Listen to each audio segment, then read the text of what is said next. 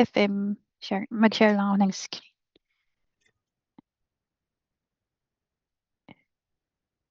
Ito yung in-email ni MC. Ano ba tawag nito? So, usually ginagawa niya to, bi-monthly.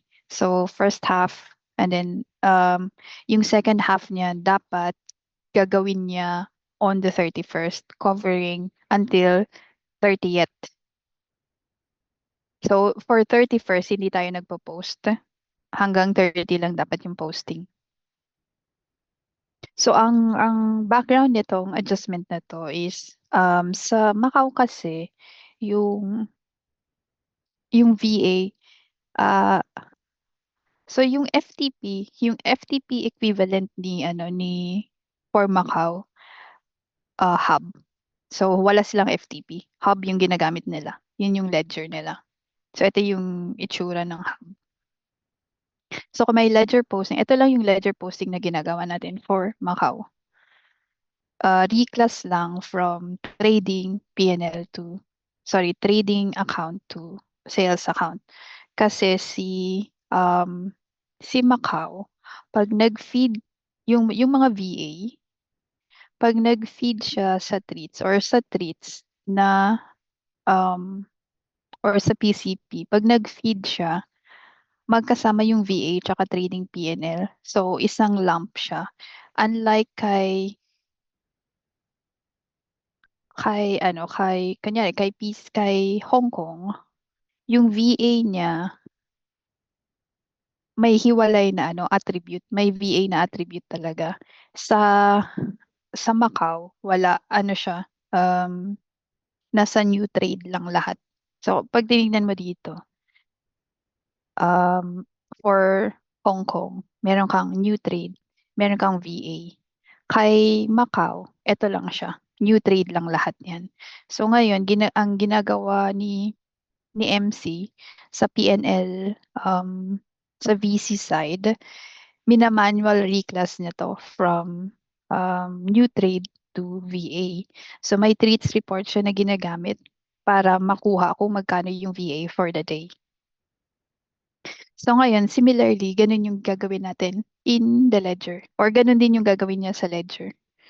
Kaya siya nagpo-post nito nung PFM adjustment.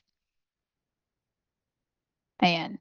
So yung process lang as an approver is, so open mo yung file. So may link siya ng journal kung saan nakasave. So kunin mo kung anong journal siya. So for that one, for March 2 to 13.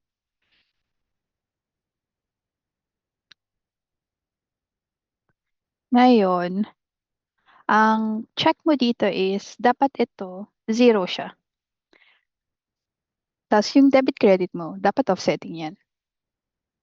So ito din naman yung formula nito, dapat.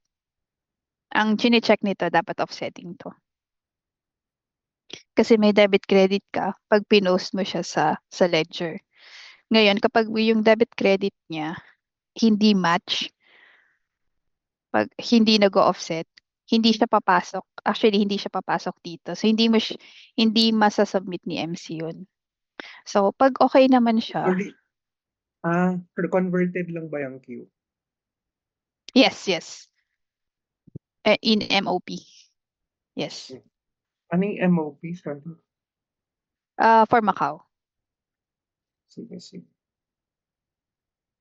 Okay. So, pag i-approve natin, so yung screen is N55. Tapos hahanapin mo lang ito FCO 94502. So, page down ka lang. Uh, Ginagawa pa ni MC yung access mo. Alam ko.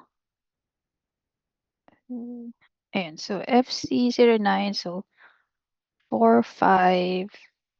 So, ito siya. So, select mo lang 1 and then enter. So, make sure na tama yung deal number or tong code na to. Nagmamatch siya dun sa working fund na binigay ni MC.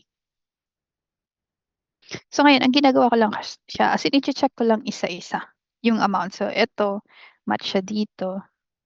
Ayan. Iniisa-isa ko lang siya. Although, kasi, Hindi papasok 'tong adjustment na 'to kung yung debit and credit mo hindi match. So, minsan puwedeng yung debit lang yung i-check mo tapos, parang may level of comfort ka na yung credit niya tama naman kasi hindi magiging successful yun, kung hindi tama.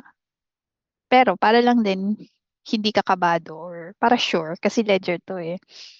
So, mahirap siyang i-correct din. So, chine-check ko na lang din isa-isa, debit, credit, yung both sides. Baka lang kasi magkaroon ng kunyari system glitch tapos pumasok tapos hindi pala pantay. So, chine-check ko lang 'to isa-isa, ganyan. As in, mata-mata.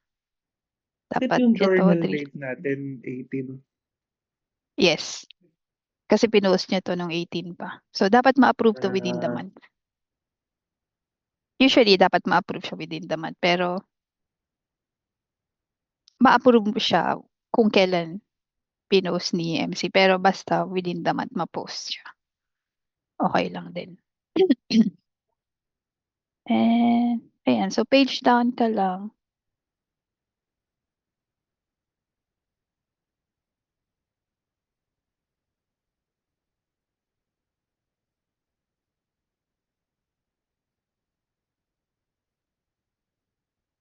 May nangyari kasi before. sunod-sunod Kunyari, ba iba yun? yung na-upload ni ano, sorry?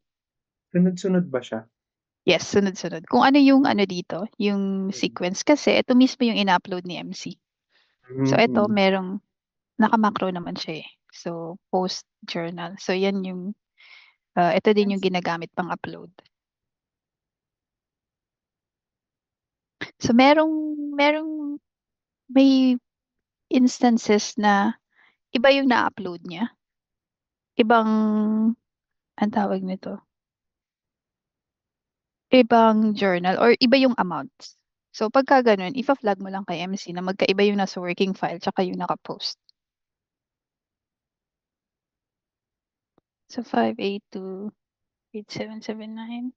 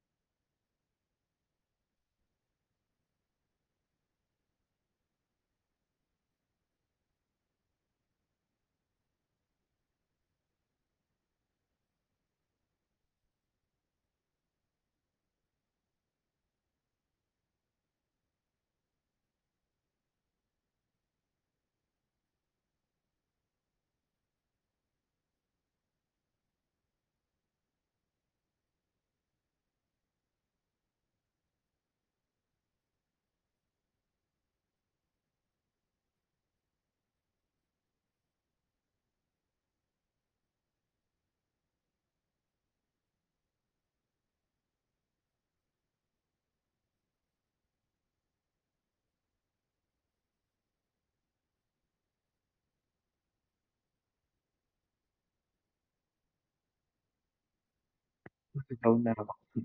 Ang dami pala. Sorry. Ano yung Oo, nakalagay dapat dun pareho sa lang baba? naman yan. Ayan.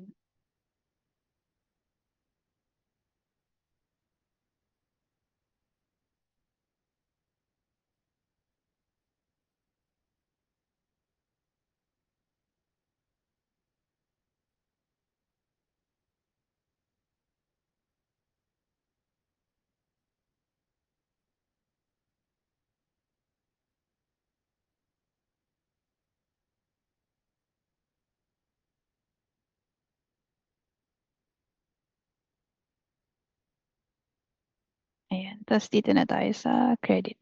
So, usually naman, pag tama yung simula, tama naman yung mga kasunod.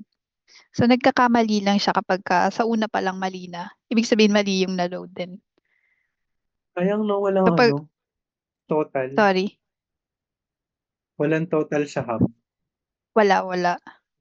Pero individual siya. parang pag in-upload kasi siya, meron check Kung okey na within yung hub kung debit equals pasok credit. siya. Yes. So, kapagka hindi tama, pagka hindi pantay, Mm. nire-reject din.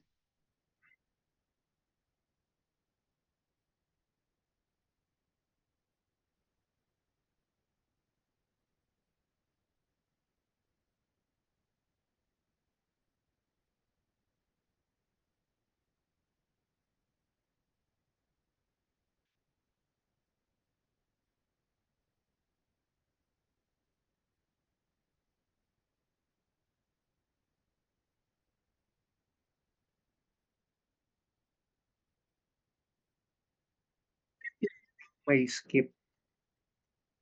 Like yung I mean yung debit to credit sa Sorry. Excel, yung column A, parang hanggang 68 lang ata yung mga debit tapos 100.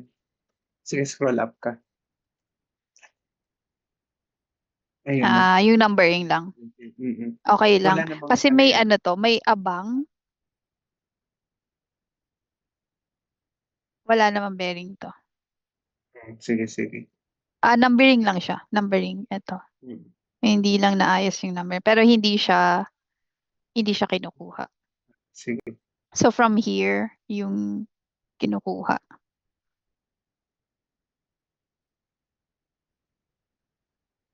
Hmm, Hindi ko na alam kung nasan ako.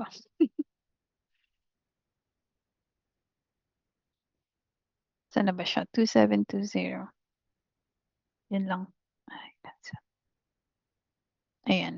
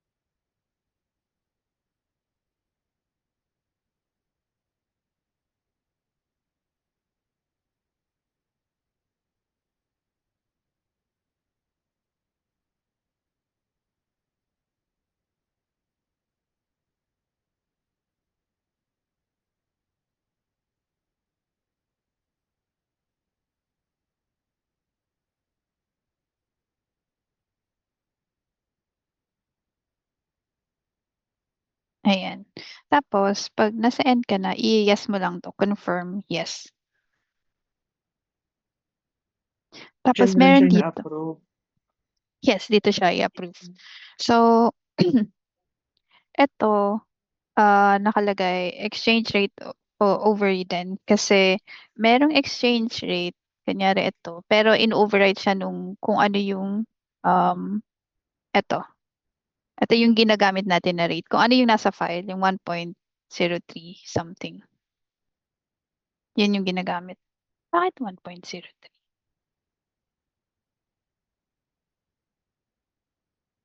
Tapos ito yung parang current rate yata. So, i-overwrite yan kasi yung ginagamit natin is yung 1.03 lang. Mm. Parang nakapeg kasi siya to 1.03. So, enter-enter lang hanggang sa dulo.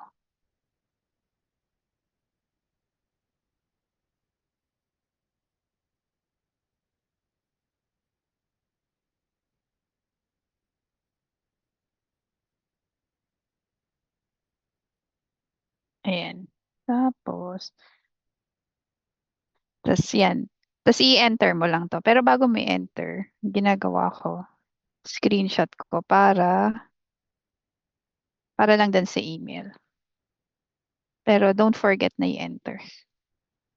Kasi pag Exception, no. examine exception, laging no yan.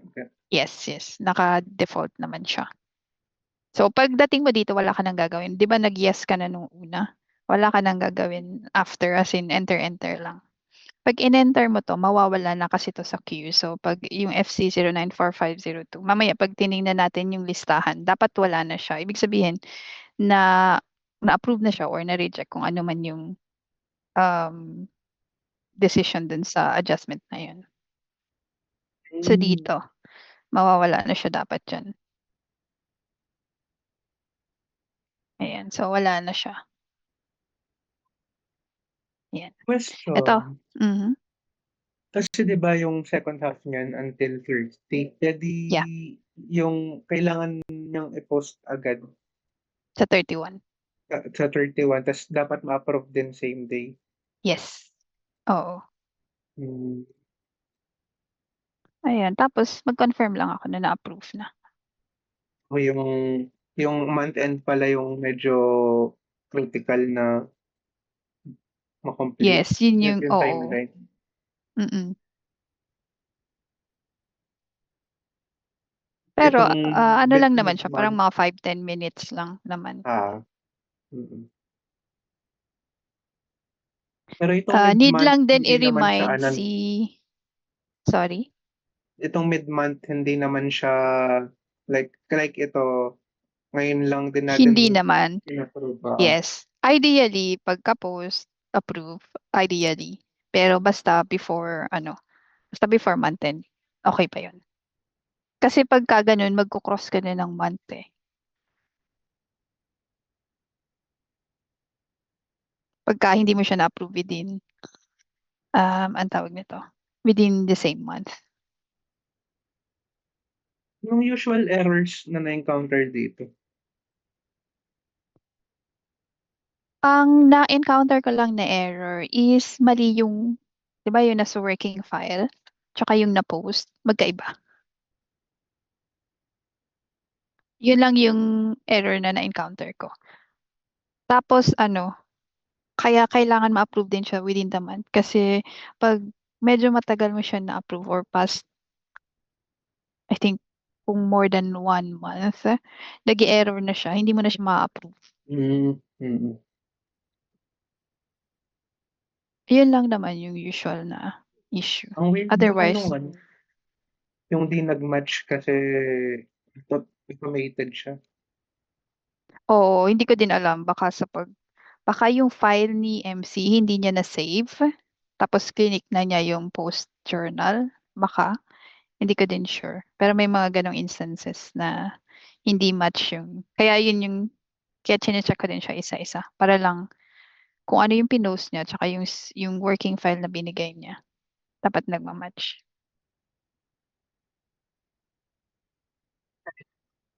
Okay, yun lang. Thank you. Thank Yung you. access mo, ginagawa ni MC. So, check mo na lang sa kanya. Sige, Kasi sige. kailangan pa siyang i-set up din once mabigyan ka yung username, password. Wala siyang trades access na. Para siyang treats na mas ano to, yung controls sa hub. Kasi hindi lahat binibigyan ng access or parang limited lang yung Hmm, binibigyan ng access. mm. Kasi ito na Sige, yung sige. final ano mo eh, Oo nga. ledger account. So ideally si finance lang yung dapat nagpo-post dito. Sige. Okay, yun lang. Thank you. Thank you, thank you. Bye-bye. Bye-bye.